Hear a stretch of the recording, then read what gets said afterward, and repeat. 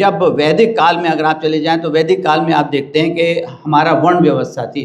वर्ण व्यवस्था में समाज को, जब पूरे दुनिया में कहीं भी कोई ज्ञान नाम की चीज़ नहीं थी, लोग जंगलों में घूमा करते थे, तो उस समय भारत में एक वर्ण व्यवस्था थी।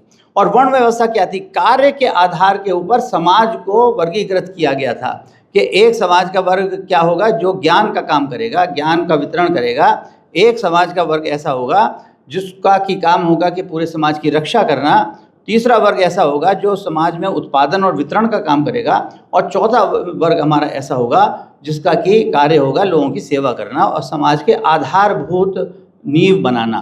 तो ये 4 हमारे वर्ण बनाए गए थे जिनको हमने ब्राह्मण, क्षत्रिय, वैश्य एवं शूद्र का नाम दिया। लेकिन ये सब कर्म के आधार पर थे। तो जब हम अवनति की बात करते हैं तो हमारी सांस्कृतिक मूल्यों में अवनति ये हुई कि ये जो वर्ण थे ये जन्म के ऊपर आधारित हो गए, कर्म से हट गए। नतीजा ये हुआ कि जो अगर अज्ञानी व्यक्ति भी है और एक ब्राह्मण पिता के यहाँ पैदा हो गया तो उसको हमने ब्राह्मण कहा। एक कमज़ोर आदमी भी है, दुर्बल आदमी भी है और एक क्षत्रिय क्या पैदा हो गया तो हमने उसको क्षत्रिय कह दिया। तो इस प्रकार से हमने देखा कि हमारे सांस्कृतिक मूल्यों में हमारी अवनति आई। लेकिन उसको सुधारने के लिए हमारे भगवान बुद्ध आए जिन्होंने कि इस वर्ण व्यवस्था को समूल रूप से कहा कि ये वर्ण व्यवस्था की आवश्यकता नहीं है। फिर हम देखते हैं कि जब हम और आगे बढ़ते हैं तो हिंसा की भावना आ जाती है और ये जो यज्ञ होते थे उनके अंदर पशुओं की बलि दी जाने लगी। तो मेन अहिंसा का भाव लेके हमारे स्वामी महावीर आए।